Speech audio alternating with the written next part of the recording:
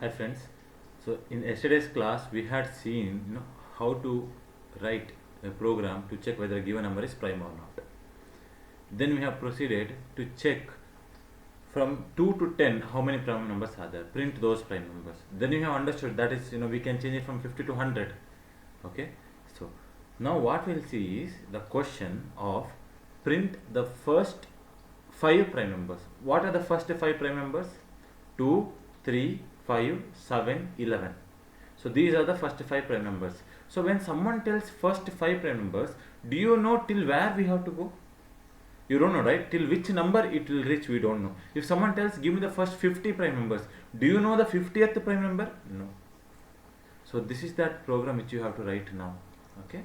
So before I write the program, let's revise the previous program. So when I'll be typing, let's try to revise it. Okay. So prime number, what is a prime number? Prime number is a number which has 0 factor other than the number 1 and itself. Okay. So this is what you had seen yesterday. So which means if someone asks, right, what's the whether 7 is a prime number or not, first what you have to do, you have to write a program to check all the factors of 7. Okay. If someone asks whether 10 is prime or not, what you have to do, first you have to write a program to print all the factors of 10. You have to do that. For example, now let's say I want to find the n value is 10. So I want to see whether this 10 is it prime or not. So what you have to do first? I have to find all the factors of 10. And how do you find all the factors of 10? You have to start from the number 1. 10 mod 1. You have to check.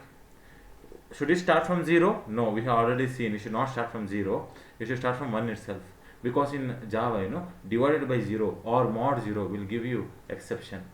So 10 mod 1, 10 mod 2, 10 mod 3, 10 mod 4, 10 mod 5, 10 mod 6, 10 mod 7, 10 mod 8, 10 mod 9, 10 mod 10, okay, and 10 mod 11, 10 mod 12, right? 10 mod 12, like this and so on. But you know that after this number 10 mod 11 answer is 10, 10 mod 12 answer is 10, 10 mod 13 answer is 10. Why? Because if the numerator is smaller than the denominator, answer is numerator only. Okay, so we have understood. So from here I should not start to search, right? And now what I have to do, I want the factors of 10. Definitely the factors of 10 will be from the number 1 to the number 10. Yes, factors of 6 will be from the number 1 to the number 6. I hope you are able to think. Factors of 1000 will be from the number 1 to the 1000. So if it is still 1000, what we have to do is we have to write a for loop, right? We have to write a for loop where int I should start from 1. Okay, don't you think this number is starting from 1? Yes. Okay, I should be less than or equals to. Don't you think it should go equals to the number 10?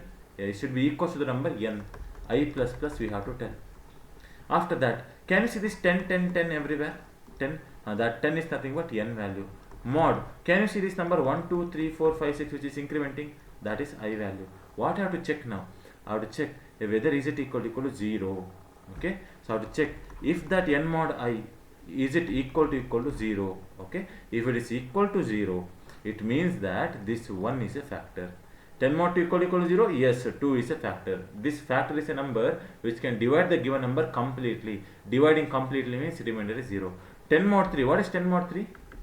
10 mod 3 is 1. So it is not a factor. 3 is not a factor. 10 mod 4 is 2. 4 is not a factor. 10 mod 5 is 0. Yes. If 10 mod 5 is 0, 0 is not a factor. 10 is not a factor. This I value is there, right? The I value is a factor. Okay. 10 mod 6, that is 4. 10 mod 7, 3. 10 mod 8, 2. 10 mod 9, 1. 10 mod 10, 0.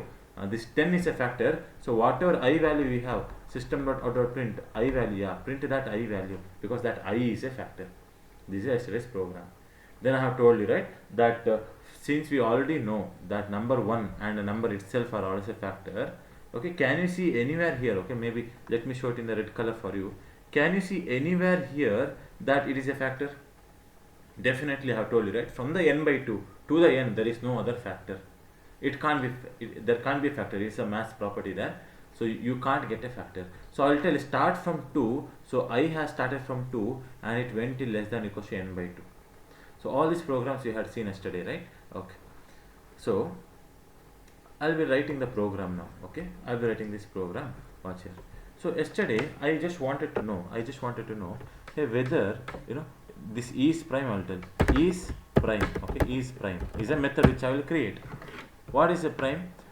If this maybe 5, is it a prime or not? This is what I wanted to see. And is prime is a method, so this method will give me an answer. It will give me yes or no. That yes or no, I'll be showing it in variable res. Res is coming for the first time, so I'll tell integer type res. Okay, now after I store this result, okay, I want to check one thing, right? What is that? Hey, if that res is it equal to true, if the result is equal to true, then system.out.println print that prime, print prime. For this, if there was an else, system.out.println, what you have to print? Not prime, not prime. Okay, this is what I have to do. That's it. Which means I have to create one is prime method now. Okay, so I'll tell is prime is a method name.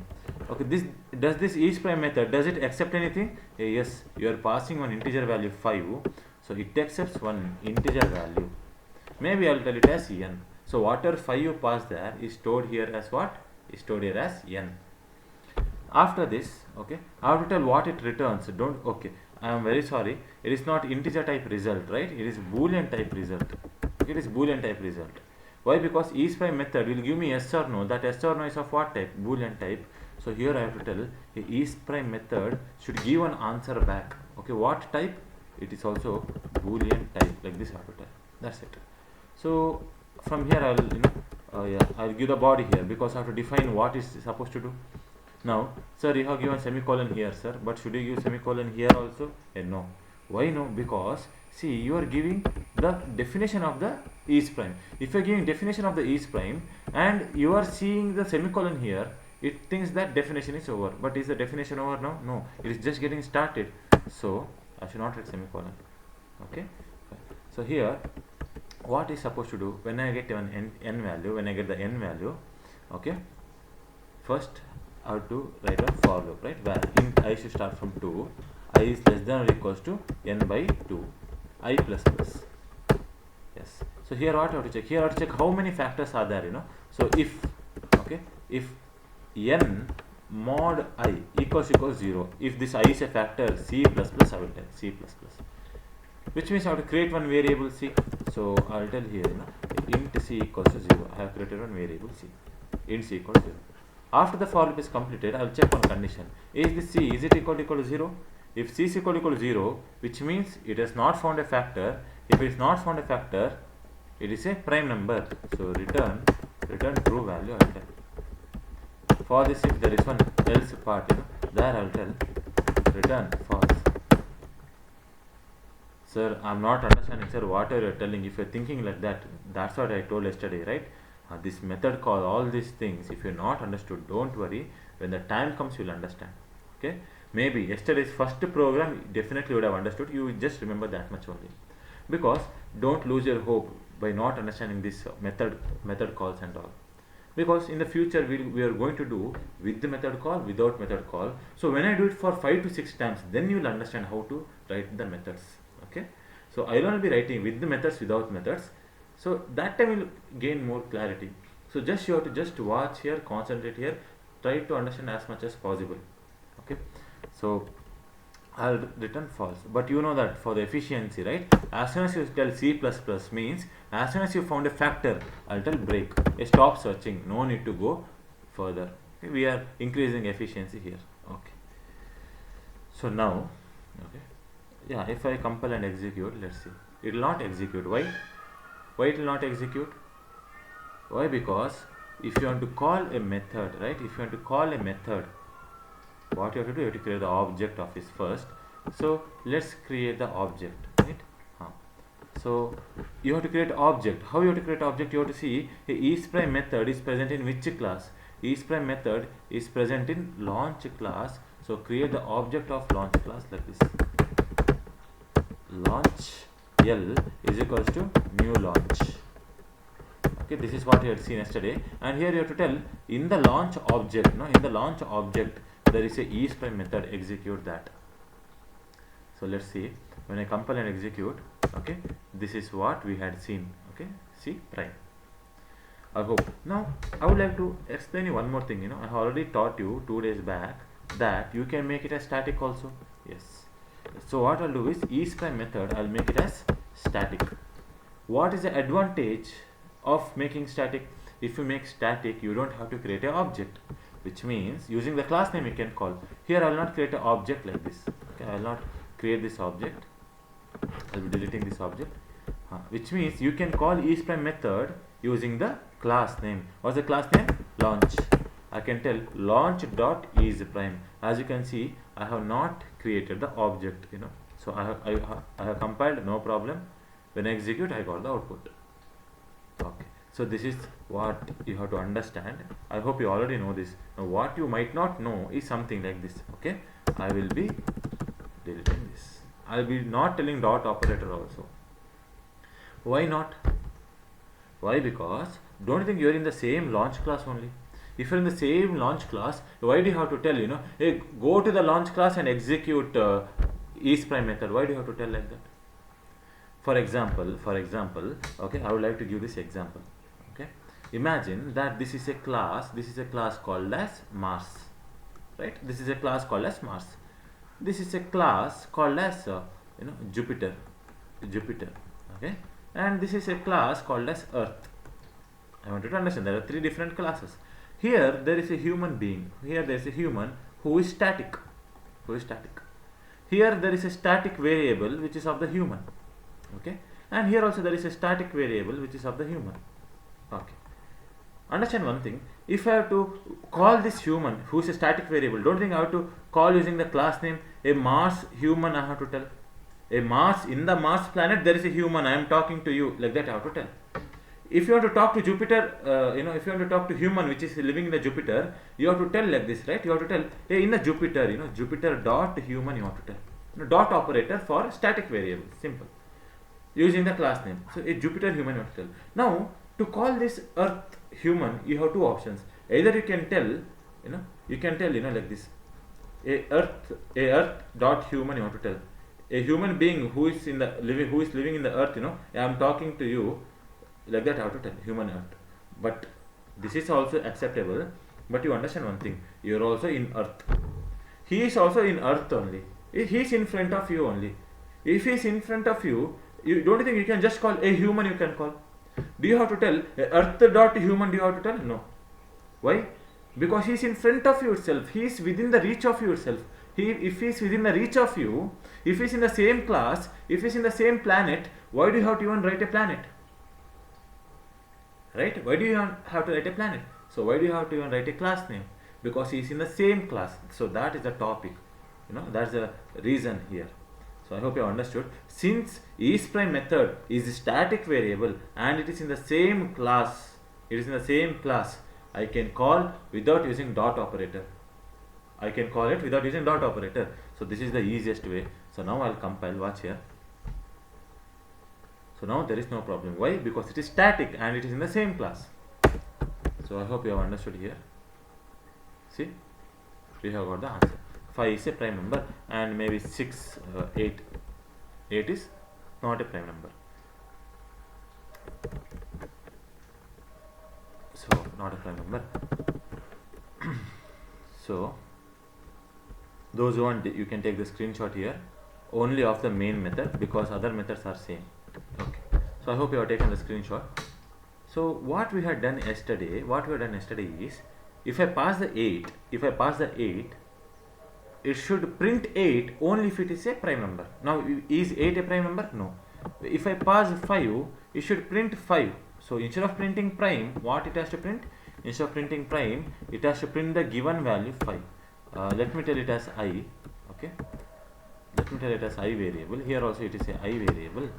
And here I'll tell int I is equals to 5.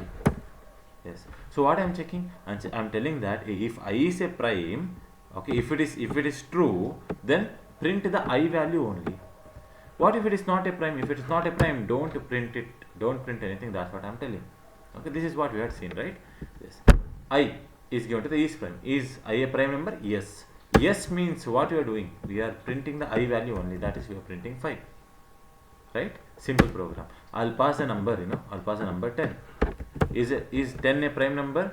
No, 10 is not a prime number. If it is not a prime number, there is no else part, so I'm not doing anything. See, I'm not doing anything. I hope you have understood here. So what I'll do is, I will be writing this code. I'll cut this and I'll write a for loop. Inside the for loop, whatever I have cutted, I will be pasting it. Okay. So this I variable, it is not only, it will not initialize one time. Okay, it will initialize many times. Int I should start from 2, right? 2 prime number starts from 2. And here I'll tell I plus plus. And here I'll write condition I should be less than or equals to 20, which means from the number 2, okay, so how the control will flow? The control will flow like this. The number 2, it will check the condition here, okay. Is 2 less than 20? Yes, 2 is less than 20. If condition is true, increment will not happen. If the condition is true, what will happen? If the condition is true, that I value is given to is prime method. I value is given to is prime method. What's I value? 2. 2 is given to is prime. It will check now whether this 2 is prime or not. Immediately, understand one thing, when the control comes to this is prime method call, the below statements will not execute. The control will immediately come here. The control will immediately come to is prime method. So it will execute all this code. After executing, it will return true or false value, which means it will give the value to whom? Result. So I hope you are able to understand. Yesterday I explained this. So when I compile and when I execute, okay. So see, we have got the prime numbers from the number 2 to the number 20. Okay. So next, next what we had seen. Okay. So we had changed the value, right? We have changed the value from 50 to 100, right? We have changed the value from 50 to 100. Yes, all this is fine. So now the question, okay, today's topic, what I'm going to teach you is print the first 5 prime numbers. Okay, questions like that. Okay, if it is the first, okay, I will tell here 2 to 10. Okay, if I tell 2 to 10, how many prime numbers I'll print? I don't know. Right? I don't know. So maybe it is, I have to calculate. After calculating, I'll get to know the answer is 2, 3, 5, 7. So 4 prime numbers. But if someone tells, okay, give me the first 15 prime numbers, can you guess now? Okay, if I want the first 15 prime numbers, from 2 till what range I have to go? We can't think, right? We don't know what's the ending number here, right? Maybe I can try to put the value 20. Okay, I can try to put the value 20, thinking that from 2 to 20 there are 15 prime numbers. What do they want? They want the 15 prime numbers. If they want the 15 prime numbers, do I have 15 prime numbers here? No. 4 plus 4, 8 prime numbers I have. So I will change now. I will change it to 30. Maybe from 2 to 30 there are 15 prime numbers. Yes. So I will compile and I will execute. Maybe there are 15, but there are not. So if you can understand, you can't put a ending number here. It is not possible mathematically. Mathematically it is not possible. We can't tell till where the number will go. Agree? That is why I'll remove this condition at all. I'll remove that condition at all. Because I don't know till what range my I value has to go. I don't know that. Right? I don't know till what range my I value has to go. Then what condition I have to write there? Or what condition you have to write, I will tell you. Now, let me tell, okay, there is one variable. Okay, which variable? I want a variable with the name of int, okay, first n prime, okay, is equals to 0, is equals to 5, is equals to 5. So what it is telling, I want the first 5 prime numbers. That is what this number is telling. Okay, this number is telling I want the first 5 prime numbers. Okay, then maybe if I tell maybe like this, maybe 9, it means that I want the first 9 prime numbers. Okay, I want the first 9 prime numbers. Okay, now what I would like to do is, if he wants the first 9 prime numbers, okay, whenever I print a prime number, I will tell, okay, prime count plus plus. This is what I will tell. Okay, whenever I tell prime count plus plus, so which means I have to create one variable int prime count. I have to tell it as 0. It as 0. Maybe I'll tell it as 5. I'll tell I want the first 5 prime numbers. Now, okay, if I write a program like this, let's see what will happen when I trace it. Okay, fine. So just a minute, I'll be putting draw here. So let's trace, right? Let's trace here. Now what is my prime count value? Okay, my prime count value initially is 0. Okay, write it like that, it is 0. What is my I value? I value is 2. Okay, have I written any condition now? No, not I have not written yet, but you will only get to know what condition I have to write. Okay, so I value is 2. It'll come to this is prime method. It will come to the is prime method. Is your 2, is it a prime? Yes, 2 is a prime. If 2 is your prime, this is my output, right? This is my output. Okay, it will print 2. As soon as it prints 2, don't think prime count plus plus will happen? Yes. So prime count will become what value? 1. It will become 1. Why it has become 1? Because it has printed 1 prime numbers. If it is printed 1 prime number, prime count will be 1. If it printed 2 prime numbers, prime count will be 2. If it has printed 5 prime numbers, the prime count will be 5. Let's see, let's trace and we'll understand. Prime count plus plus. I plus plus will happen. I becomes 3. It will check the condition. As of now, condition is true, right? Because it's an infinite loop now. I have told you, if you don't write the condition, it's an infinite loop for the for loop. So I value becomes 3. That 3 is passed to the is prime method. Whether your 3 is a prime number? Yes, 3 is a prime number. So if 3 is a prime number, you are telling print 3. So in the output 3 is printed. As soon as your 3 is printed, what will happen? Prime count plus plus will happen. Your prime count becomes 2. Now watch this prime count and tell me, if the prime count is 2, don't you think 2 values are printed? 2 prime numbers are printed. Agree? If the prime count is 3, 3 prime numbers are printed. So let's see that, let's see. After prime count plus plus, I plus plus will happen. I becomes what now? I becomes 4. I becomes 4.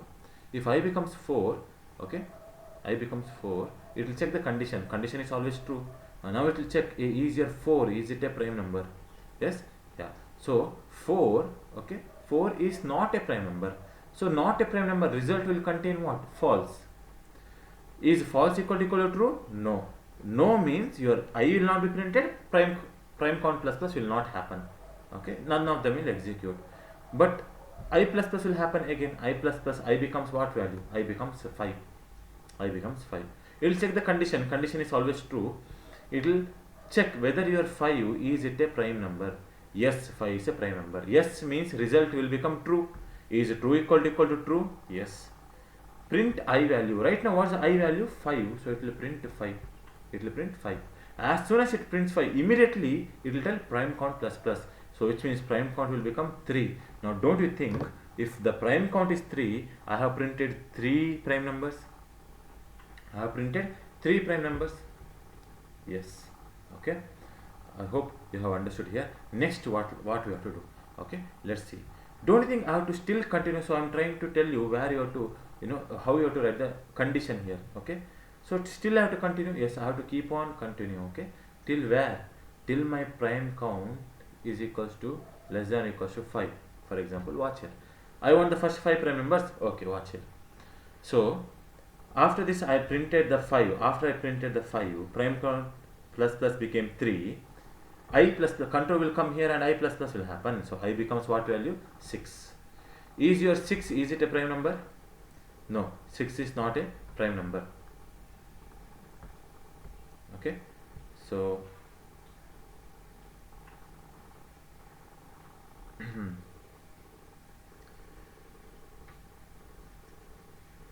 okay, so I value becomes 6. Is your 6 a prime number? No, 6 is not a prime number. No means your I won't be printed, prime count plus plus will not happen. I will increment to 7. I will increment to 7. Is your 7 a prime number? Yes, 7 is a prime number. If it is a prime number, then condition is true. Print I value. What's the I value in the memory? 7. Print 7. As soon as you print your 7, prime count plus plus will happen. Prime count becomes what? 4. So I hope you are noticing, whenever you are printing a prime number, you are incrementing the count also. So that you know that how many prime numbers you have printed so far. Okay. How many prime numbers you have printed so far. Okay.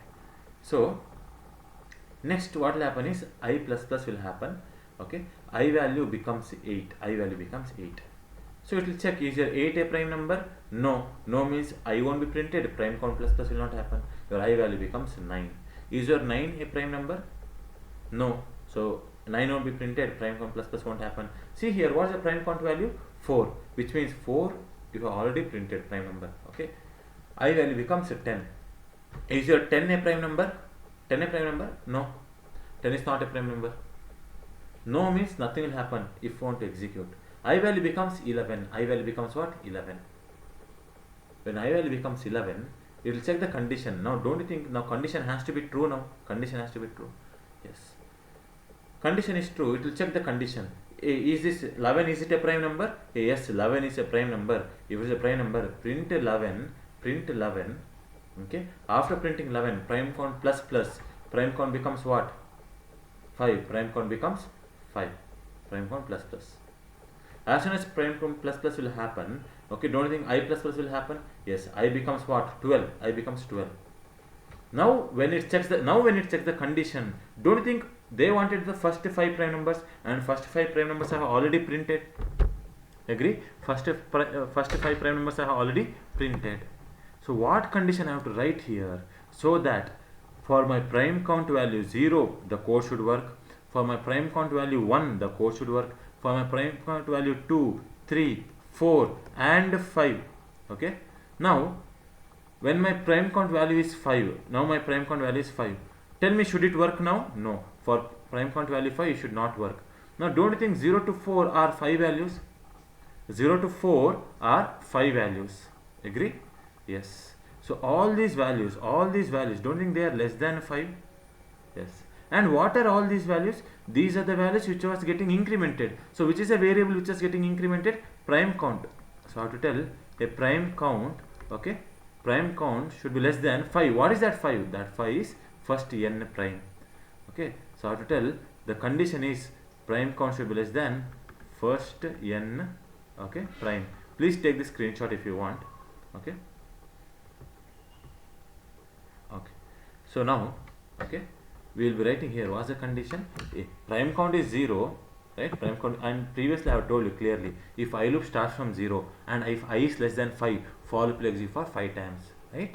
If I value is less than 6, I value starting from 0, I value is less than 10, for loop will execute for 10 times.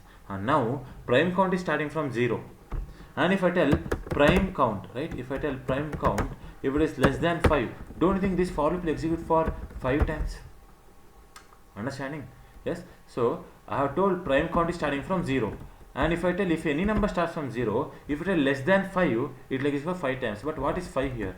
5 is nothing but first, okay, here f is in lowercase, first n prime. This is what I have to tell. Okay. So let's compile and see.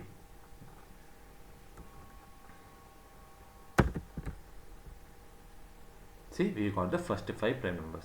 Here what you have to understand is the topic which I taught you a few days back. Okay. So what is that topic? That topic was something like this. Okay. If you write a for loop, and if you write, int I start from 0, if you write I is less than 3, okay, I plus plus, if you write like this, this for loop will execute for 3 times, okay, because the values are 0 is less than 3, 1 is less than 3, 2 is less than 3, 3 is not less than 3. So for 3 values it will execute. That means 3 times it will execute. The same thing we are doing here also. Instead of telling I is less than 3, don't think I was initialized with 0, and now prime count is also initialized with 0. Yes, both are same.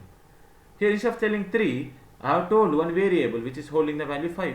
So this loop will execute for first n prime times. Okay, if the first n prime, if this value, right, if this value becomes 8, okay, if this value becomes 8 here, don't you think that 8 is replaced here? And if you write a program like this, the for loop will execute for 8 times, right? Yes. So which means I will get the first 8 prime numbers. Okay, simple program. See, I got the first 8 prime numbers, as you can see. Okay, first n prime numbers. So I will write the comment here so that you can copy. Okay, write a program. Okay, write a program to print.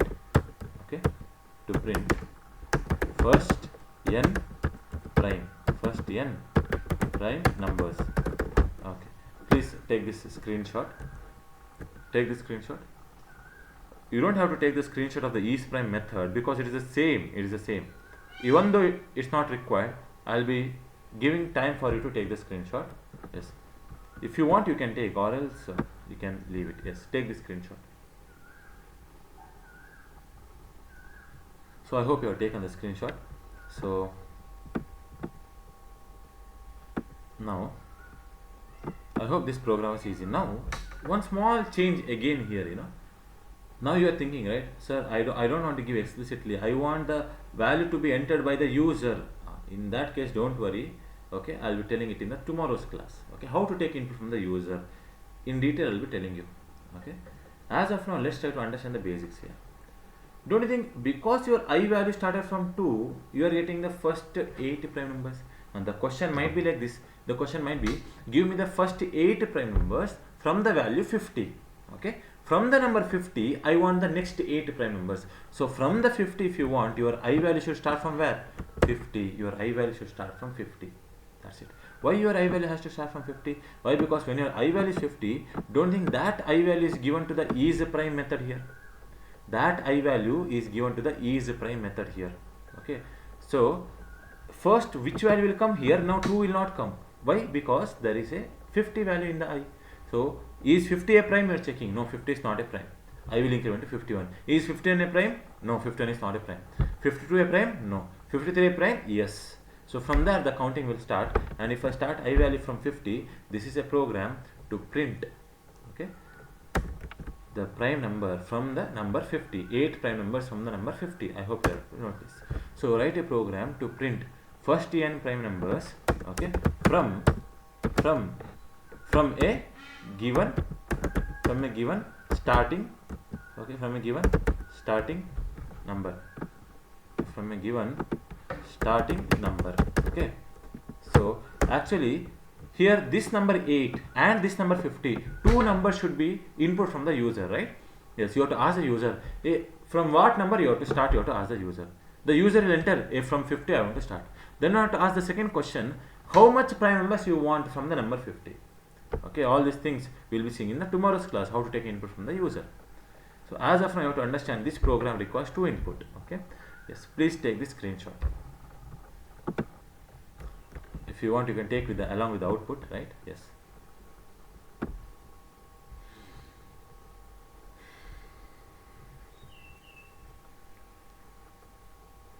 So I hope you have taken the screenshot here.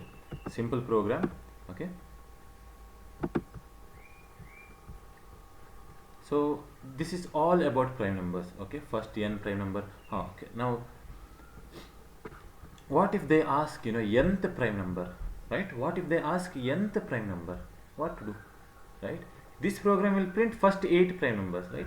What if I want the 8th prime number, not other prime numbers, only the last prime number I want? Then what do I have to do? Simple. What do I have to do?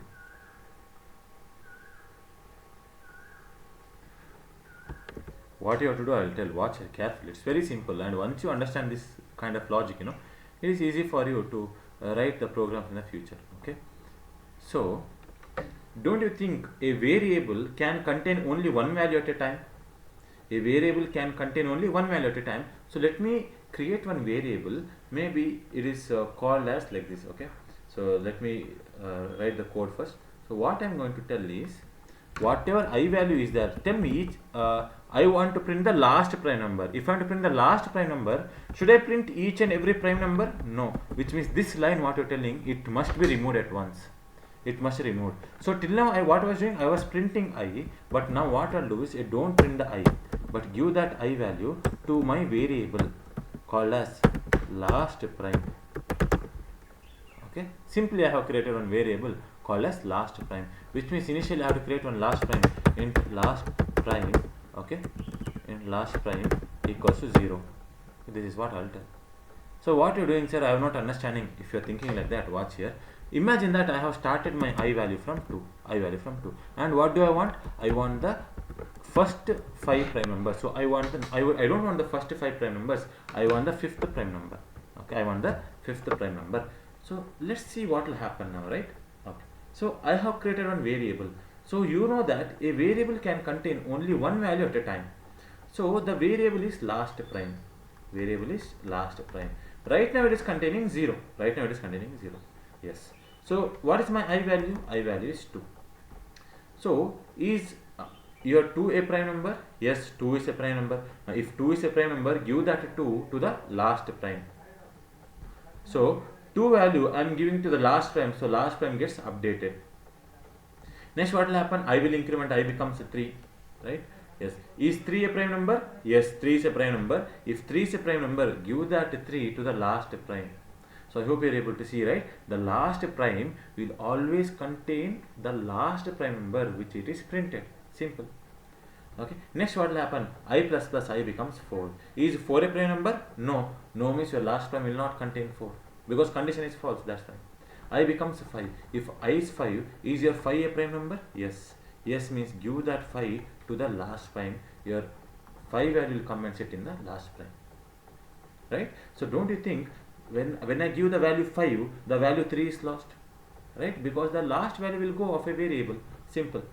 So here definitely if I write like this, the latest value which is given will be stored by the last prime. So I will increment to 6. Is 6 a prime? No. I will increment to 7. Is 7 a prime? Yes. So your last prime gets updated.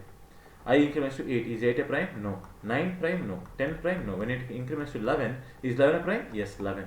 Then after that 11, this for loop will not execute because you would have already printed 5 prime numbers. Okay. So once the control comes out of the loop, when the control comes out of the for loop, don't you think you have to print whatever is in the last prime number, because that is the fifth prime number. See, 1 2 3 4, fifth prime number. So where is fifth prime number stored? In the last prime variable. Okay, I hope this is clear for everyone. If you want, you can take this screenshot. Okay, if you want, you can take this screenshot. 3 2 1. I hope you have taken the screenshot. Okay, now what I have to do outside the for loop, after the for loop I have to print a system dot out dot print ln. Okay, print the nth prime number. So here I have to tell last prime. That's it. Okay, so I hope this is also clear for everyone. Okay, so anything they ask questions on prime numbers, you will be able to answer it. So answer is 11. Okay, so you can take this screenshot with the output.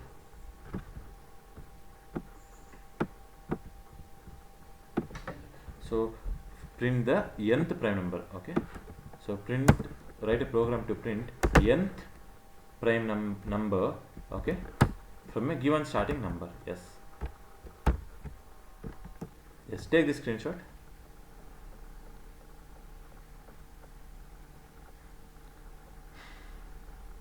Okay, so I hope you have taken the screenshot.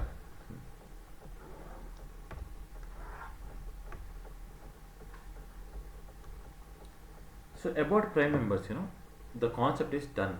Okay, you have to practice a little, understand how it works. Okay, so as much as possible from the basics I have started.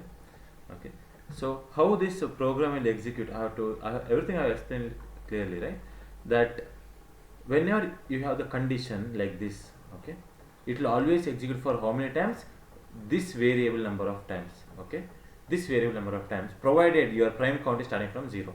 See, if a prime count is starting from 0 and if it is less than 5, it will execute for 5 times. So each and everything in the previous classes I have explained. So if you feel this video is little difficult for you, please start from the day 2.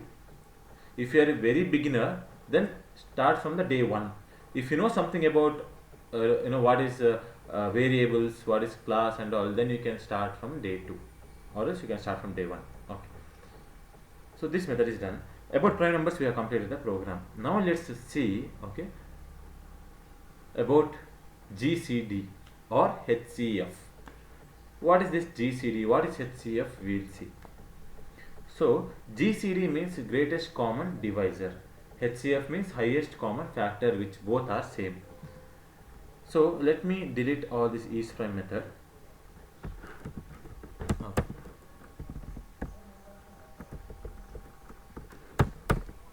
So highest common factor, okay, we will see about that. What is this HCF? Okay, so common factors, right? Common factor. For example, if I have two variables, int n is equals to 10, and I have int m is equals to 15. I have two numbers like this. Now, if I write in the diagram, right? If I write in the diagram, if for the number 10, what are the factors? 1 and 10 are the factors. 2 and 5 are the factors. For the number 15, what are the factors? 1 and 15 are the factors. 3 and 5 are the factors. Okay. So these are the factors. So now, which are the common factors? Yes. So 1 is a common factor here. 1 is a common factor here. 5 is also a common factor. Yes. So 10 and 15 share how many common factors? They share two common factors, the number 1 and the number 5, because these two factors are there in 15 also, are there in 10 also, right? Yes. So this is the concept of common factor. But out of these two common factors, which is the highest common factor? The highest common factor out of these two factors is the number 5, right? The number 5 is the highest common factor. Okay. I hope it is clear, right? It is the highest common factor. Highest common factor.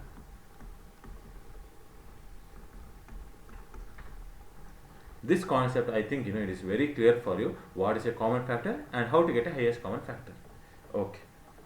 Now, let's write a program not for HCF, but common factor, right? How do I write a program to print common factors? Okay, let's see. It's very simple. Just watch here. Now, if I want to find the factors of 10, if n value is 10, right? Yes, m value is 15. We will see about that later. But for the n value 10, how do you find the factor? How do you find a factor for the n value 10? Don't you think you have to write a for loop? If you want to find a factor, my int I value should start from where? 0. My I value should start from 0. I should be less than or equals to n. Tell me, to find a factor, should my I value start from 0? No, I'll get an exception. So I value should start from 1 only, because from the number 1 your factor starts. I value should be less than or equals to n. Okay, I plus plus. Till now you are printing something like this. Okay, you are telling that, hey, if n mod I is equal to 0, then what you are supposed to do? System.out.print that I value. Don't you think this is the program which you are writing till now? Yes, what this will do? It will print if your I divides 10 completely, then I is a factor. You are telling I is a factor, right? Yes. So now what you have to tell is like this. I should not only divide the n, okay, and one more condition is there. Your I should divide your m value also. If it is equal to 0, this is what I have to write. That's it. I hope this is clear for everyone. Watch here. Till now what you are telling that, hey, if I completely divides n, then I is a factor of n. But I want the common factor, which means I should not only divide n, your and operator means must condition. Your I should divide m also. Okay, so I am telling print those I values, SOP I, those I values which are factor of n also and m also. Simple, right? Because if I tell n mod I equal to 0, I'll get the n factors. If I tell m mod I equal to 0, I'll get m factors. So I'm telling and operator means intersection, right? Intersection means which are common for both the things. Yes, I'm telling print only those I values which can divide n also and m also. So this is the program which you have to write. Okay, so if I write here one for loop, and if I write int I equal to 0, I equal to 1, watch here carefully. I is less than or equals to n I plus plus. Okay, so here I'll write an if condition. If n mod I equal to 0, okay, then system dot out dot println. What does it mean? It means that I divides n completely, so I is a factor. Okay, I is a factor, like this. See? But if I tell one more condition, that is and operator, I should not only divide n, your I should divide m also. So m mod I, that also should be equal to 0. If both I divides n and m, then that I is a common factor. So now if I compile and execute, watch here, I am getting the numbers 1 and 5. I hope you have understood this concept here. It's very simple. You have printed the common factors. Now you have some doubts, right? Sir, what can I write m here first and can I write n here? Yes, anything is fine, no problem at all. Okay, anything is fine. So if I compile and execute, I'll get this output. Okay, yes, we got output. Sir, can I write m here? I have written n. Can I write m? Yes, no problem. You can write either n or m. Why? Since you want the common between them, it doesn't matter whether you write n or m. It doesn't matter. So I got the same output. So you don't have to buy hard, right? You don't have to think, yeah, I should write n only, I should write m only. It's nothing like that. Okay, you can write whatever number you want. I hope that you have understood this concept here. So you can take the screenshot. Okay, you can take the screenshot. Let me compile and execute and see. Okay, yes, we are getting the output. So the heading will be, okay, write a program to print okay, common factors. See, it is not factorial. Okay, common factors of two numbers. Okay, of two numbers. Yes. So I hope this concept is clear. How do you print common factors of 3 numbers, 4 numbers, 5 numbers? That we'll see later when I do the arrays concept. Okay. Yes. Please take the screenshot with the output, right? With the output. Yes. So this is a common factor. Yes. I hope you have taken the screenshot. Now let's see. Okay, you have to think, because I have already taught you just 5 minutes back. Okay. Now out of the common factors 1 and 5, okay, out of the common factors 1 and 5, okay, tell me, when I printed here, right, here when I printed, what's the first value to be printed? 1. What was the last value to be printed? 5. If I want the highest common factor, don't you think I want that value which is printed at the last? Whatever printed at the first, I have to ignore it. Whatever printed is the second, I have to ignore it. Whatever is printed in the last, I want only one value. I want the last value. And how do I print the last value? Right? How do I print the last value? I told you, in the previous example, that you have to create a variable. Okay? Okay. Why you have to create a variable? Here I'll tell you, int HCF, the highest common factor is 0 initially. What I'll tell is, whatever I value you are printing, I give that to HCF. HCF equals to I. So what will happen now? Watch here. Initially, when your I value, right? Let me tell you. Don't you think the first factor, common factor, will be 1? Yes, I value will be 1. Yes. Is a 10 mod 1 equal to 0? Yes, it is 0. 15 mod 1 equal to 0? Yes, both are 0. When both conditions are true, which means 1 is a common factor for both the things. Again, give that 1 to HCF. Your HCF, which is containing 0, right? Which is containing 0, now will contain 1. Because this is the highest common factor till now. Your I will become 2. So is 10 mod 2 0? A 10 mod 2 is 0, but it will check the next condition. A 15 mod 2, is it equal to 0? No. 15 mod 2 is 1. So it is not equal to 0. Condition is false. This statement will not execute. I plus this will happen. Your I becomes 3. A 10 mod 3, is it equal to 0? A 10 mod 3 is not equal to 0, but 15 mod 3 is 0. But condition will not go there. Why? Because in AND operator, if the first condition is true, it will not check the other conditions. 10 mod 4, is it equal to 0? No. It will not check the 15 mod 4 condition. Is 10 mod 5 equal to 0? Yes.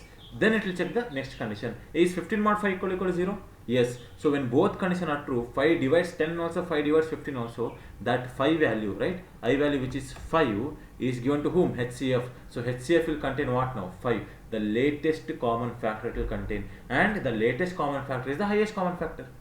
That's it. I will increment to 6, I will increment to 7, all these things. Okay. So if I clear all, okay, watch here. What I would like to do after the for loop is completed, I have to print, a system.out.println. I have to print that HCF, highest common factor. I hope this is very simple to understand here. Okay. See, the highest common factor is 5. So please, take this screenshot. And I have to change the heading, right? So write a program to print HCF of, right? HCF of two numbers. Yes. Please take the screenshot. So I hope you have taken the screenshot here.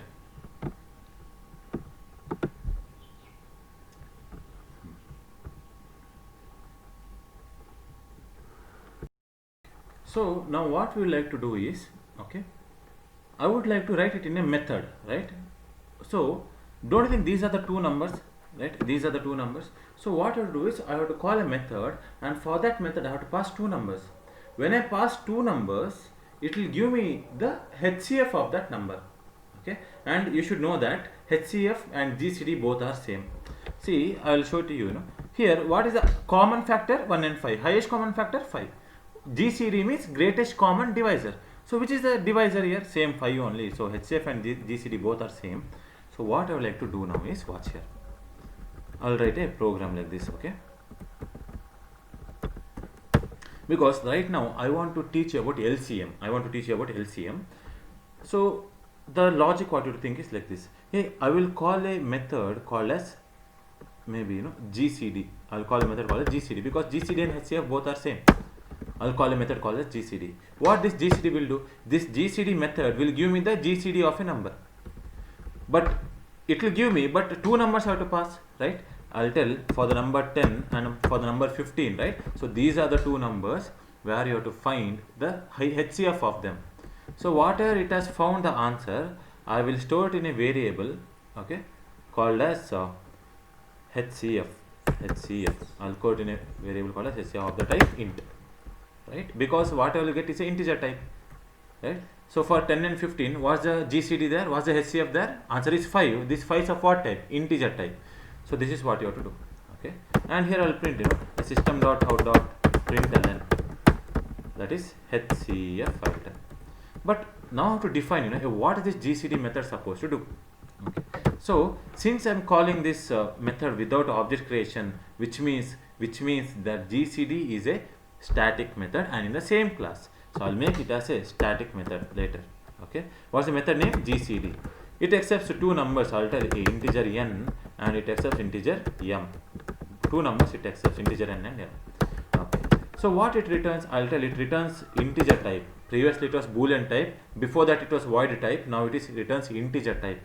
Don't you think because I'm collecting in a HCF of the type integer? Yes. So GCD should give what type? Integer type.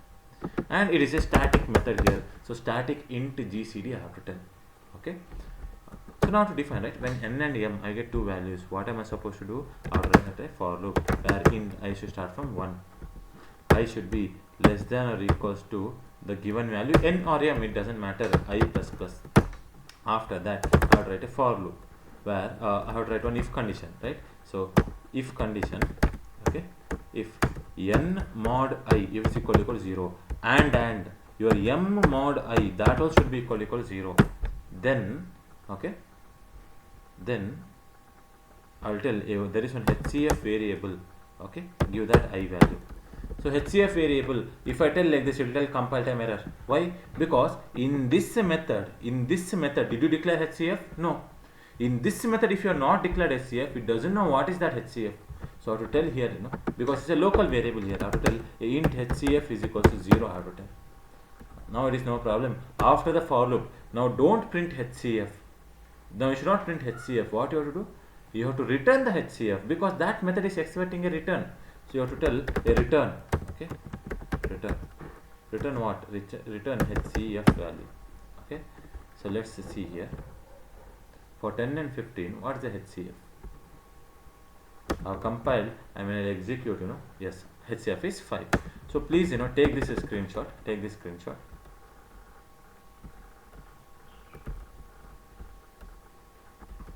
Yes, I hope you have taken the screenshot here.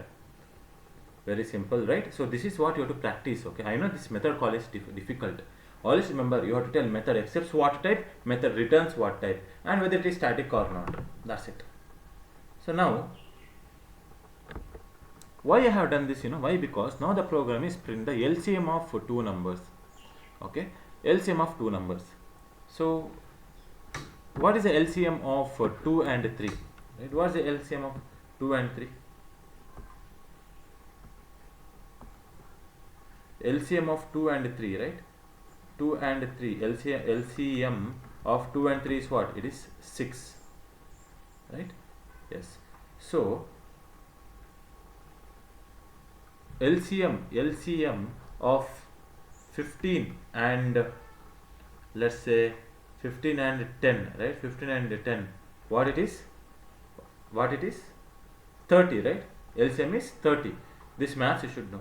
Now the thing is how to write a program for it. You don't worry. In the maths there is a formula. What is the formula? LCM is nothing but that is product by HCF.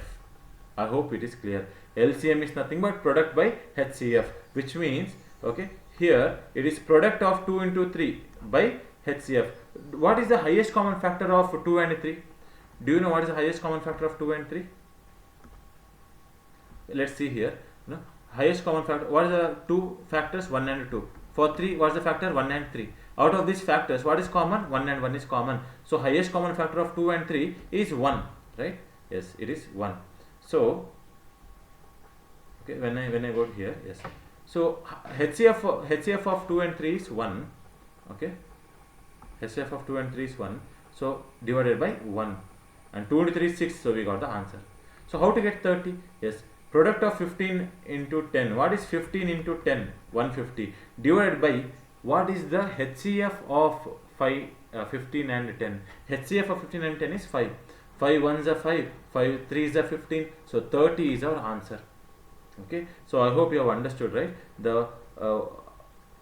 Okay. I'll be closing this. So yes, draw. Yeah.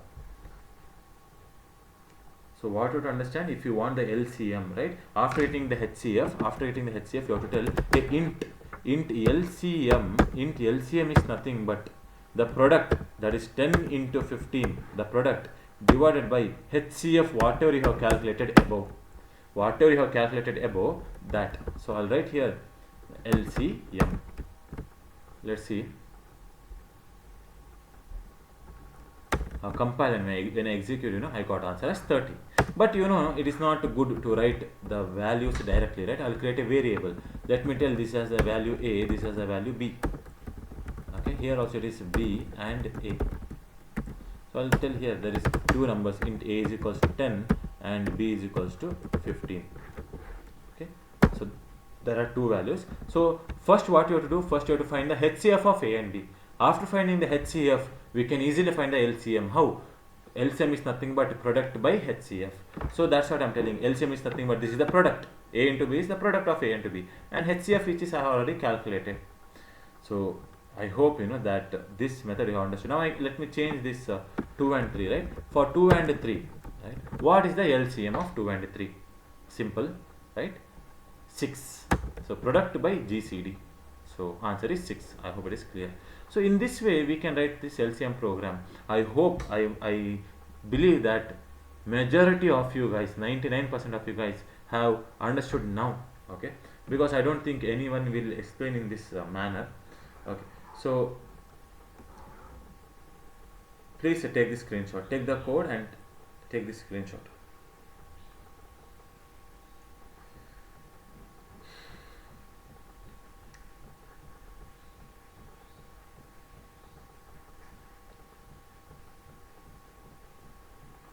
So I hope you have taken this screenshot. Okay.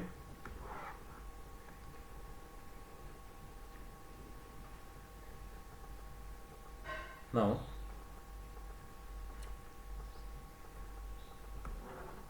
I'll be clearing this. Okay, I'll be clearing this. Draw, clear all. One thing we'll see, right? So which is better? Should I write n value or should I write m value, right? So what do I have to write? Because definitely it is not one and the same. We'll get the same output, but something might be happening really, right? So some code, something might be efficient, something might not be efficient. Let's see. Okay. So what I would like to do is I would like to explain here like this. Imagine that your n value is 15, right? And m value is what? M value is 10. Okay, n value is 10, n value is 10, m value is 15. What I had written a for loop. Where int I starts from 1. I had written I is less than or equals to n. Now let me write I is less than or equals to m. and let me change the m value to you know 1000 here. Let me change the m value to 1000. Let me change the m value to 1000. Watch here carefully. So let's see now I plus plus.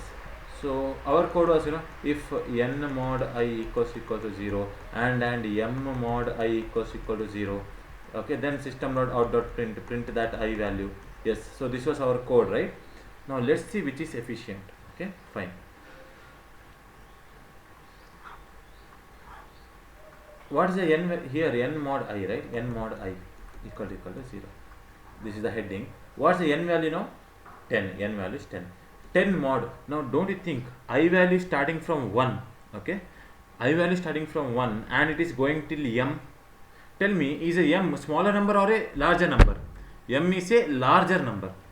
So I starting from 1, it is going till the larger number. Now if it goes till the larger number, what's the problem? We'll see now. So I starting from 1, it is going to 2, it is going to 3, it is going to 4, 5, 6, 7, 8, 9, 10, 11, 12, 13 and so on. It goes up to where? Up to 1000. It goes up to 1000. But you understand one thing here. What is 10 mod 1? 0. Okay, something like that. 10 mod 2, 0. 10 mod 3, 1. 10 mod 4, okay, 10 mod 5, you will get the answer, right? 10 mod 6 is 4, 10 mod 7, 10 mod 8, 10 mod 9, 10 mod 10. After this, what is 10 mod 11? What is 10 mod 11? 10. 10 mod 12, 10. Why? Numerator is smaller than denominator. Answer is numerator always.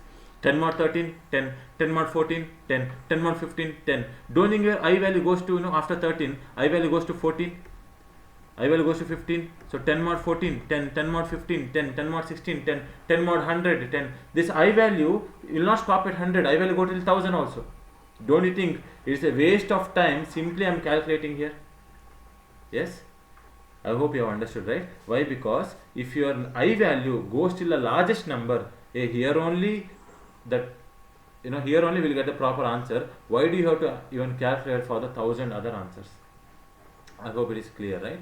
So if you go till the largest number, this is where the problem will be. That is why what should I tell?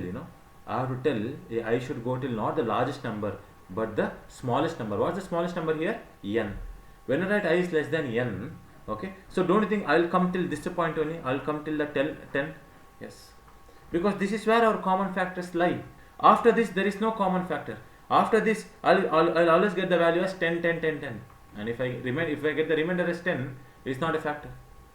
So I hope it is clear. So what you have to write is out of the largest and the smallest, you should always write the smallest value here. But the question is, sir, how do I know which is smallest, right? Because right now n is small and m is greater. But what if user enters in the reverse order? What if user enters n as the greater and m as the smaller? That's why we have one inbuilt method in Java. In Java, if you want the minimum value out of 2, okay, if you want the minimum value out of 2, watch here. What you have to tell is, you have to tell like simple. Hey, I want the minimum value. I want the minimum value out of what? Out of two numbers. What are the two numbers? N value and m value. This is what you have to tell. Okay, what you have to tell? You have to tell, hey, I want the minimum value out of how many numbers? Out of two numbers. Okay, so it will give you the minimum value. Okay, that is what it is. So let me write here n as of now. Let me take a new program here so that I can show it to you. Okay, watch here. Yes, so what am I telling? Yes, watch here. I am telling I want the minimum value out of how many values? Out of 2 and out of 6. So out of 2 and 6, which is the minimum value? 2, right? So I'll compile and execute. Let's see will I get the answer or not. Let's see. Did I get the answer? No. Why? Because you are calling a method. Did you put a dot variable? No. You have not. Did you create the object? No. If you have not created the object, it means that it's a static variable and present in the same class. But is it present in the class solution? No.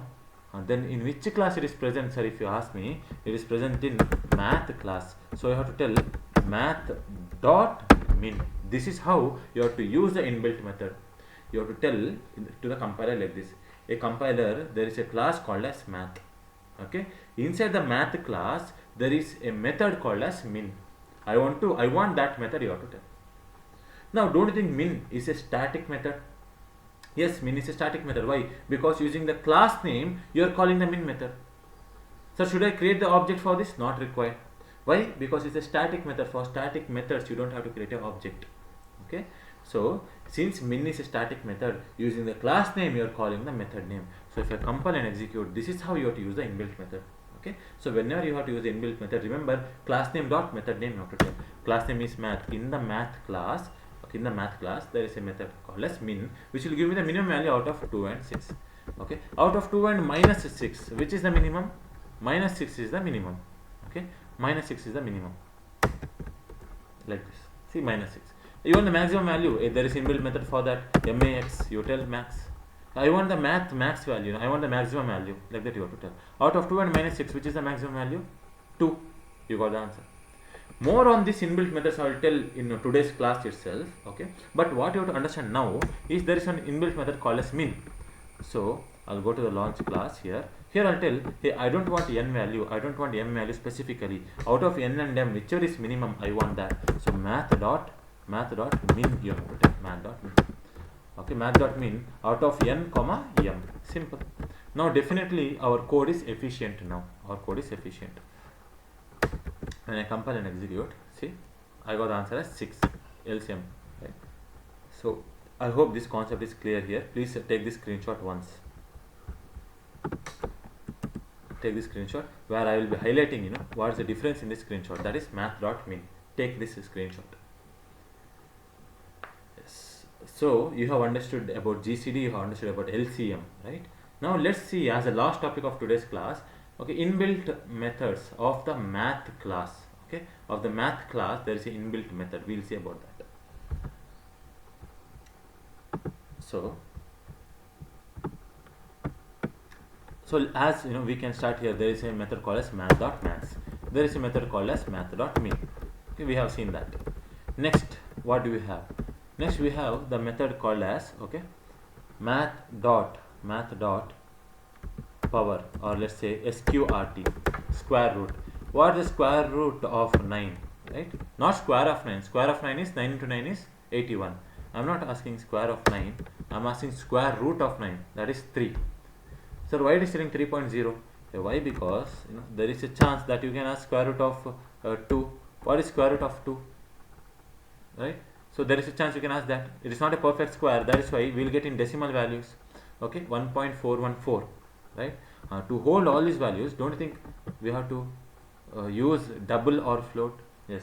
So float is not so much. It doesn't have so much precision, but its parent type is double. Double has large precision than the float. Okay, so we will be using double here. Double is also data type.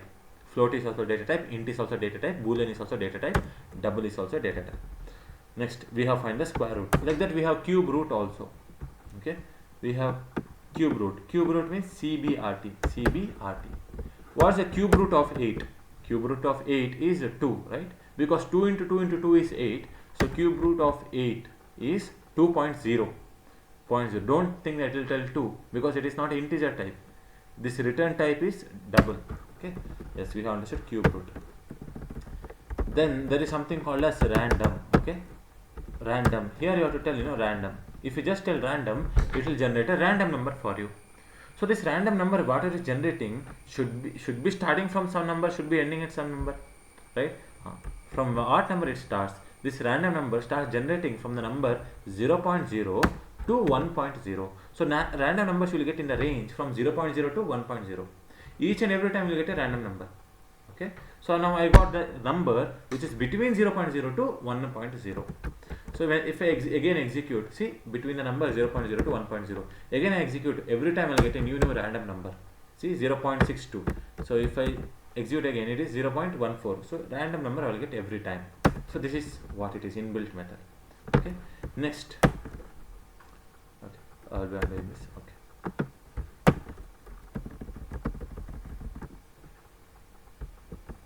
So there is something called as absolute method, abs method. Okay, math.abs you can tell, math.abs.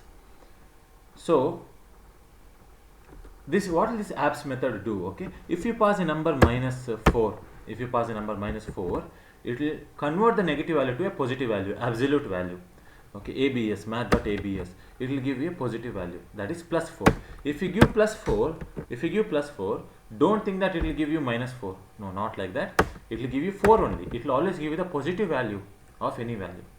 You can not only pass integer, you can pass this double value also, 4.7, minus 4.7. For this, what is the absolute value? The absolute value of minus 4.7 is plus 4.7, right? Plus 4.7. So I want to understand here also, what is the maximum value out of 2.5 and minus 6. So it's not necessary that both has to be integer. One can be double, one can be integer. So out of 2.5 and minus 6, which is the maximum value? 2.5 is the maximum value. So the output which I will be getting is 2.5. Okay, so watch here. See, 2.5. We got the, see the first value there, 2.5. So absolute method we have seen. Okay.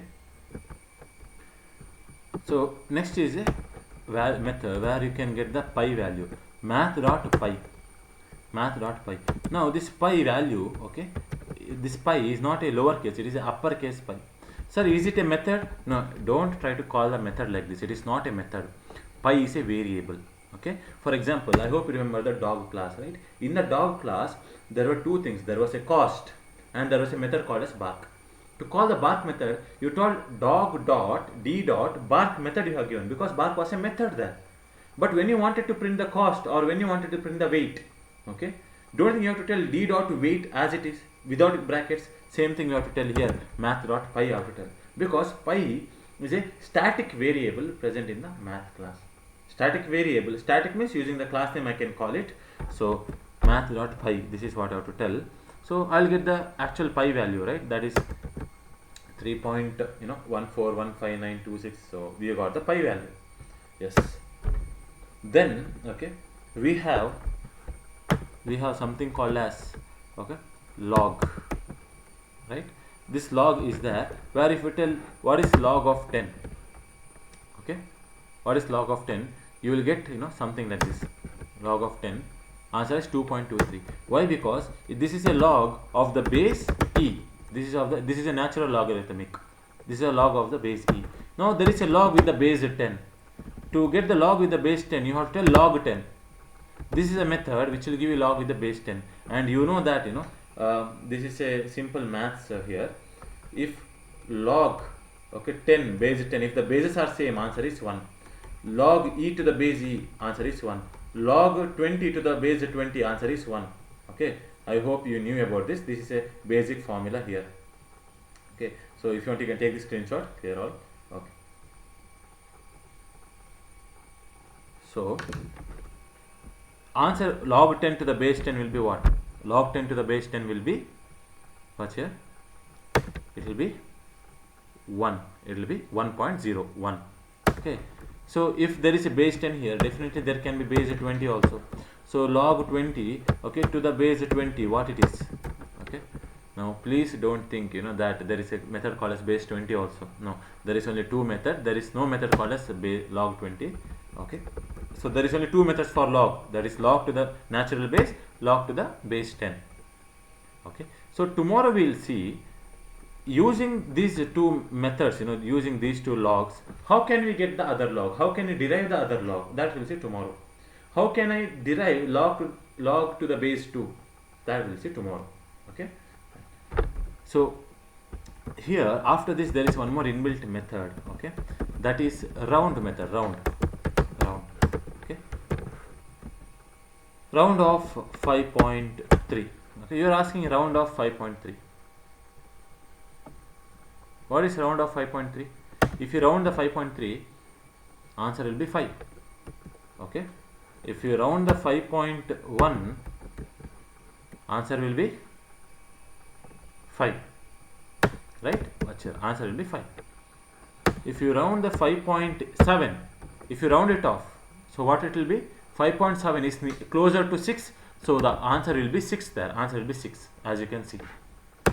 Okay, round of 5.9, definitely answer is 6, because it is closer to 6, right? Yes. So if I compile and execute, answer is 6. Round of 5.5, now what it is? Yes, all of you already know 5.5 means it's not 5. 5.5 means the next number. So round of 5.5 will give us 6 here like this. I hope this concept is clear. Round of 5.4999. Now what's the answer? Don't think 4999 is 5, but don't think like that. 4999 is 4999 only. So answer is still 5 only. Answer is 5. Why? Because only if this value, only if the value whatever highlighted, if that is equal to or greater than 5, then only we'll get the answer as 6. So definitely it is 5 only. So I hope you have understood this point here. Round method you have understood. Next, I have a method called as seal, C-E-I-L, seal. What will this seal do? What will seal do is, first we'll check whether the value what I have, is it a absolute value, right? Is it a value with 0, or does it contain some decimal values? Don't think it contains some decimal values? Yes, if it contains some decimal values, the seal will directly give, seal means top, right? Sealing, seal means sealing. It will directly give you the next number after 5. What is next number after 5? 6. So seal will give me 6.0. Okay, seal will give me a double value. So 6.0 it will give me like this. Watch here. See, seal has given me what? 6.0. I can write here 5.9. Okay, I can write here 5.9. What is above 5.9? Yes, ceiling of 5.9. Ceiling of 5.9 is 6. If I write ceiling of 1, okay, 5.1. If I write 5.1, it is not, I am not talking about round method. For the round method, which is the closest integer value, it will come to that integer value, right? For if I tell round of 5.1, it will come to 5.5 here. It will come to 5 if I tell round off. But I am talking about ceiling. I am talking, okay, so what will happen now? It will check first, it will check. Is this value, does it contain decimal value, or is it a pure integer value? It contains a decimal value. If it contains a decimal value, directly give the next number. Okay, ceiling means the next number. For 5.1, what's the next number here? 6.0 is the next number. So we'll get 6.0. I hope it is clear. Okay, now if I write 5.0, what is the ceiling of 5.0? Tell me, is 5.0, is it a pure integer value, or does it contain decimal values? Now don't tell, sir, there is a point here, so it's a decimal. No, it's an integer value only. Why? Because 0.0 is there, 0 has no value there. So ceiling of 5.0 is 5.0 only. I want you to understand that. Okay, ceiling of 5.0 is 5.0. If you just tell seal, it doesn't mean that it will give the next number. No, seal should have one decimal value there. Okay, so I hope you understood. Let me change it to 1 here. Seal of 5.1, answer is 6. Okay, answer is 6 here. Okay, fine. So how we have seal? Same thing like that we have floor. Same thing like that we have floor. So floor of 5.9. Floor means below. Floor means below. So let's see. If it is floor of 5.9, I'll get the lower one, that is 5.0. Yes, floor of 5.1 is 5.0. Simple. Okay. So 5.0 only. If I tell floor of 6, floor of 6.1, what is floor of 6.1? What is below 6.1? 6.0. 6.0. Okay. What is floor of 6.0? What is floor of 6.0? Floor of 6.0, yes, I have told you, right? If there is a 0.0, it is as it is. So the floor of 6.0 is 6.0 itself. The floor of 5.0 is 5.0 itself. Yes, I hope you have understood here. So we have understood about seal and floor. So now the thing is, sir, what if negative value comes? Sir, what if what is the seal of minus 2.1? What is the seal of minus 2.1? Right? Now definitely most of you will get doubt. No, that's why I have done one trick, where you can easily tell the answer. What you have to do now is you have to draw, right? You have to draw the x-axis and y-axis like this. Okay. Watch here. Imagine that this is our building, right? This is our building. So this is our building here. Okay. This is the first floor. This is the first floor. This is the ground floor, 0th floor. This is the minus 1th floor. This is the minus 2th floor. This is the minus 3rd floor. This is the minus 4th floor. Okay. So let me tell it to you again. See, watch here. If this is my building, right? So this is the first floor. Okay, this floor whatever you are seeing is the 0th floor. This is the minus 1th floor. This is the minus 2th floor. This is the minus 3rd floor, and this is the minus 4th floor. Now what's the question here? Seal of 2.1. Okay, see, this is minus 2.0, right? This is minus 2.0. This is minus 2.5. This is minus 2.5. Don't think minus 2.1 will come here? Yes. For this minus 2.1, tell me, if you are a person who is floating here, for you, what is the ceiling for you? What is the ceiling? Is a rooftop, is it minus 2 or minus 3? Don't think, if you are a person who is floating here, the rooftop is minus 2. Yes. So the seal of this number will give us a minus 2. Seal of minus 2.1 will give us a minus 2.0, as you can see in the diagram. Okay, so let's see. I'll compile and execute. Okay, it's very simple. If you do the diagram, it's very simple. So you can see that, see, minus 2.0, as you can see, minus 2.0 is the ceiling. Now let's talk about floor. Okay, so I'll be using a different color for this floor. Okay, so watch here, draw, and I'll be telling maybe the color is blue. Okay, I'll be using a blue color for floor. Okay, for 6.0, I'll be not talking about 6.0. Okay, I'll be talking about minus. Okay, floor of minus, let's say 3.5. Yes, floor of minus 3.5, what it is. So floor of minus 3.5. So this is minus 3, this is minus 4, minus 3.5 somewhere here. For this person who is floating in the air in a building, he is floating in the air. For that person, what is the floor for him? The floor for him is minus 4. Okay, the floor for him is minus 4. So minus 4 will be the answer. Minus 4 will be the answer. Let's see. Okay, floor of minus 3.5. Minus 3.5. Floor of minus 3.5 will give us, okay, answer as minus 4.0. I hope it is very clear now, right? So if they give a negative value, it's very difficult. So draw the diagram and decide.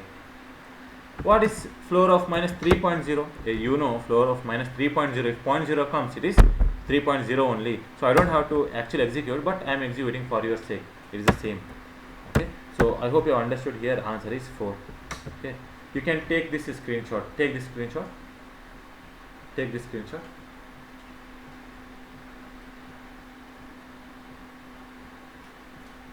So I hope you have taken the screenshot, and these are the inbuilt methods. Almost 95% of the methods of the math class.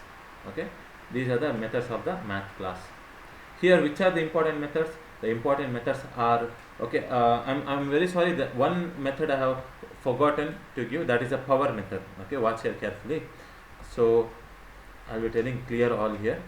Okay, there is one method which I left out, power method. So, but I have taught it in the previous class. What does this power method do? It is something like this. You are asking, what is 2 to the power 3? This is what you are asking. Okay, what is 2 to the power 3? What is 2 to the power 3? 8. Right? 2 to the power 3 is 8. See, 2 to the power 3 is 8.0. So I hope you can see that it is 8.0. Okay, and here it is minus 4. Is minus 2. And yeah. So I hope you understand what is this power method, right? This power method. What is 2 to the power 0? Yes, 2 to the power 0 will be 1. Anything to the power 0 is 1. So I will compile, and when I execute, I will get the answer as 1.0. Yes. So I hope it is clear, right? 2 to the power 5. 2 to the power 5 is 32. So this will give us, right? This will give us the power method 32. So don't worry if I missed anything here in the future classes when it is required. That time I'll explain definitely. But what I think is 95% I have already done. So let's see. Answer is 32 here. You can take the screenshot if you want. Take the screenshot.